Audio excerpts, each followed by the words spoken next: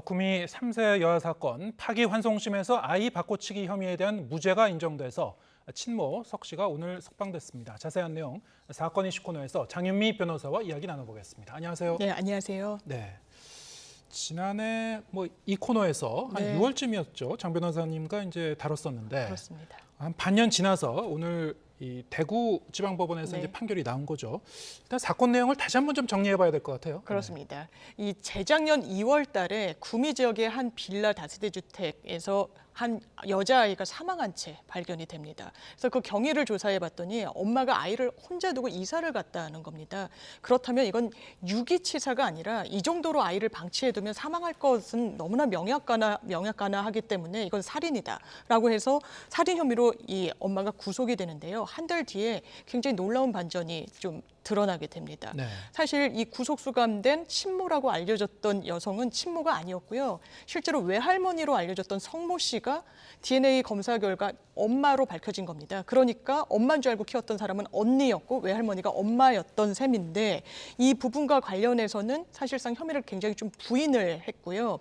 그렇다면 이 본인이 출산한 아이는 사망한 채로 발견이 됐는데 딸의 아이는 출생신고까지 해놓은 상황이었거든요. 그럼 그 아이는 어디로 갔을 것인가? 아마 본인의 임신 사실을 숨기기 위해서 아이를 바꿔치기 했을 것이다 라는 혐의로 미성년자 약취 혐의로 이 성모 씨, 외할머니로 알려졌던 여성이 구속 기소가 됩니다. 1, 2심 전부 8년 선고했지만 대법원에서 이 약취 유인, 그러니까 유괴했다라는 것이거든요. 그 부분은 혐의가 좀 입증이 부족하다는 취지로 파기환송이 됐고 오늘 그 파기환송심에서 최종적으로 이 무죄가 나온 겁니다. 네. 약취 유인에 대해서. 오늘 결과가 나오는 파기환송심 결국 이제 핵심 쟁점은 아이를 바꿔치기 했느냐 그렇습니다. 이거였죠.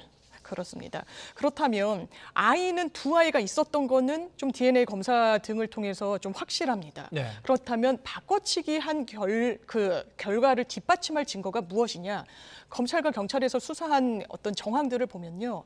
딸이 낳았던 아이 병원에 잘 있었는데 몸무게가 갑자기 좀 많이 바뀝니다. 그리고 아이들은 좀 개인적인 식별을 하기가 어렵기 때문에 식별띠를 장착을 하는데 그게 끊어져 있기도 했었고요. 그렇다면 뭔가 아이를 바꿨다는 것으로 보이는 정황들은 맞는데 대법원에서는 그렇다면 이 부분이 아이를 바꿔치기 했다라는 직접 증거는 아니니 아이를 바꿔치기 하려고 했던 그 동기가 충분히 입증되어야 된다.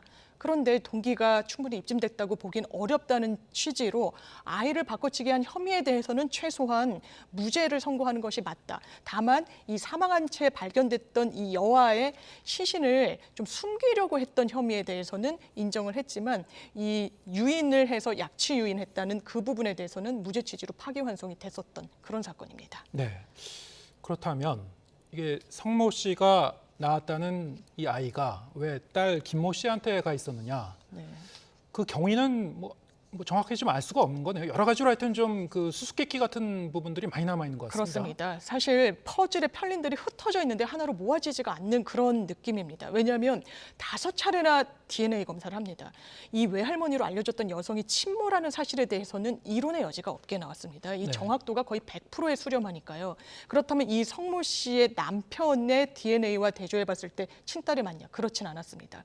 그렇다면 제3의 남성이 있었던 것인데 이 남성을 추정하지 못했습니다. 특정해내진 못했고 아이를 바꿔치기 했다라면 두 아이가 존재해야 되는데 한 아이는 사망했고요. 그렇다면 나머지 아이의 행방도 사실 묘연합니다. 네. 이런 부분이 수사 과정에서 밝혀졌다면 다른 결론이 나왔을 수 있겠지만 결국에는 이 수수께끼가 하나로 해결책으로 귀결되지 못했습니다.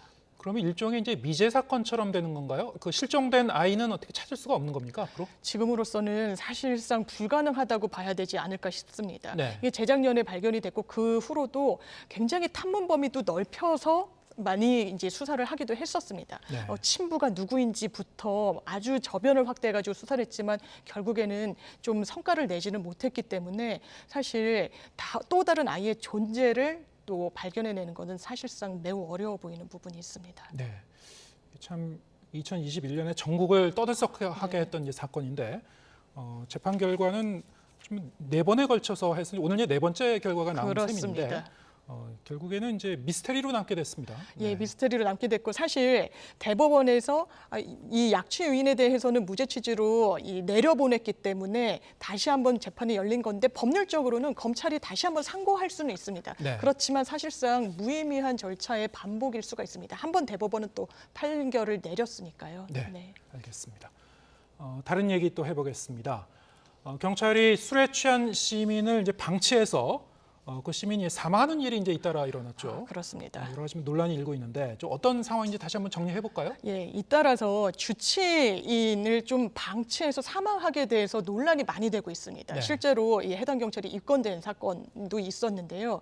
지난해 11월에는 11월 30일이니까 상당히 좀 기온이 많이 낮을 때입니다. 네. 새벽 1시 30분경에 60대 한 남성이 굉장히 술에 취해서 길거리에 쓰러져 있습니다. 신고가 들어와서 경찰이 출동을 합니다. 그리고 이 남성을 본인의 집 앞까지 데려다 줬는데 이 다세대 주택의 옥탑방에 거주하는 3층에 있었다고 하는데 옥탑방에 거주하는 남성인데 그냥 대문 앞 계단에 두고 경찰들은 이제 좀 이동을 했습니다. 그런데 그 다음날 아침 7시 15분쯤에 저체온 쪽으로 숨진 채 발견이 돼서 이게 과연 이 시민을 보호하는 역할을 경찰이 다 한 게 맞느냐 좀 공분을 샀던 일이 있었고요. 최근에도 있었습니다. 올 들어서는 1월 19일에 이 저녁에 신고가 들어옵니다. 저녁 한 8시경이었는데 만취한 남성이 인도 한가운데 쓰러져 있다. 네. 경찰이 또 출동을 합니다. 그런데 너무 취해 있으니까 경찰의 도움을 거부합니다. 그래서 의사소통도 좀 잘 되지 않았던 상황인 걸로 보이고요.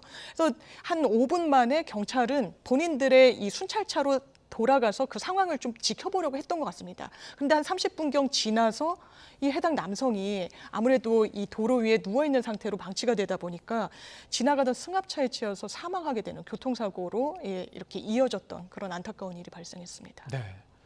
이게 연이어서 이런 그 불행한 사건이 일어났는데 그래서 경찰관 2명이 업무상 과실치사 혐의로 이제 입건이 된 게 있었죠. 그렇습니다. 그럼 실제적으로 이제 법적 처벌로 이어질 수 있습니까? 사실 이렇게 형사처벌한다는 거 아니겠습니까? 네. 그렇다면 법적으로 내가 주의 의무를 다해야 될 의무가 있어야 되고 사망의 예견 가능성까지 이 해당 경찰들에게 있었어야 됩니다. 지금 입건된 2명의 경찰은 아까 말씀드린 그 다세대 주택 60대 남성 사망 사고에 네. 출동했던 경찰이거든요. 그렇다면 이 부분과 관련해서 경찰관 직무집행법이라는 게 있습니다. 주치자에 대해서 어떻게 해야 되는지. 근데 상당히 포괄적이고 추상적으로 규정이 되어 있습니다.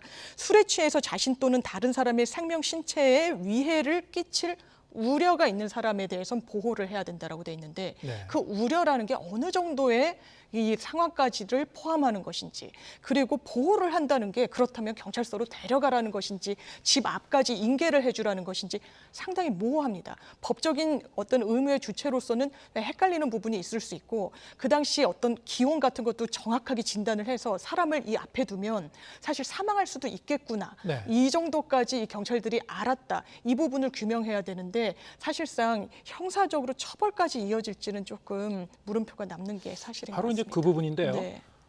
바깥에 이제 만취한 사람을 놔뒀다가 이제 저체온증으로 이제 숨진 그런 사건이 그렇습니다. 아니겠습니까? 사실 이렇게 추운 날씨에 예. 나이도 상당히 많이 드셨고 네. 술을 굉장히 많이 네. 드셔서 정신도 거의 이제 없는 그런 상태.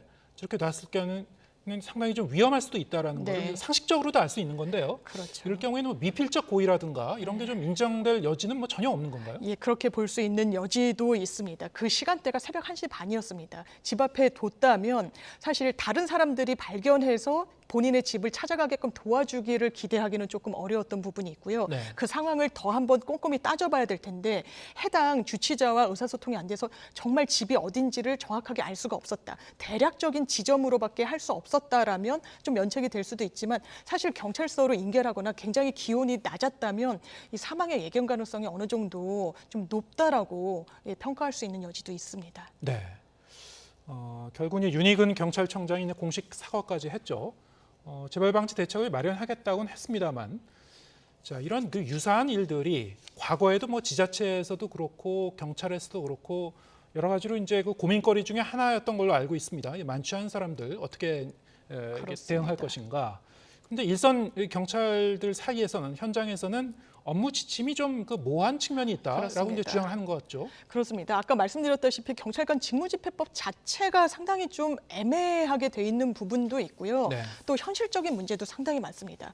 하루에 거의 많게는 1000건이 걸려온다고 합니다. 이게 전국 단위라서 그런데 유흥업소가 집중돼 있거나 식당들이 많은 곳 같은 경우 경찰서를 기준으로 보면요. 하루에 25건에서 30건, 그리고 주말에는 훨씬 더 폭증한다고 하고요. 지금 또 코로나19가 비교적 좀 안정화 추세에 접어드니까 훨씬 이런 신고가 많이 늘고 있다라고 합니다. 그럼 경찰들로서는 아니 우리가 주치자들 보호하는 건 맞지만 어느 선까지 과연 경찰한테 의무를 부과하는 것이냐, 이 부분과 관련해서는 이 보호 업무 매뉴얼을 좀 정확하게 해달라라는 요구의 목소리가 상당히 많고요. 이 부분이 또 왜 그러냐면 과거 같은 경우에는 주치자는 사실 경찰서, 지구대보다 경찰서는 좀 공간이 넓습니다. 그래서 한 공간에 주치자 안정실이라고 해서 사실상 둘 수가 있었습니다. 본인이 정신을 좀 차릴 때까지.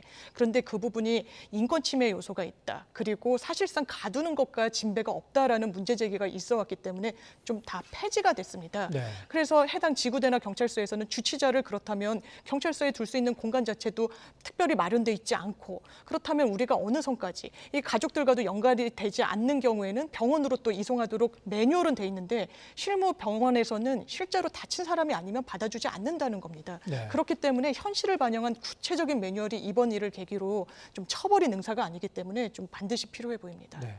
과거에는 이제 국내에서도 지자체하고 의료기관이 이렇게 협력을 해서 네.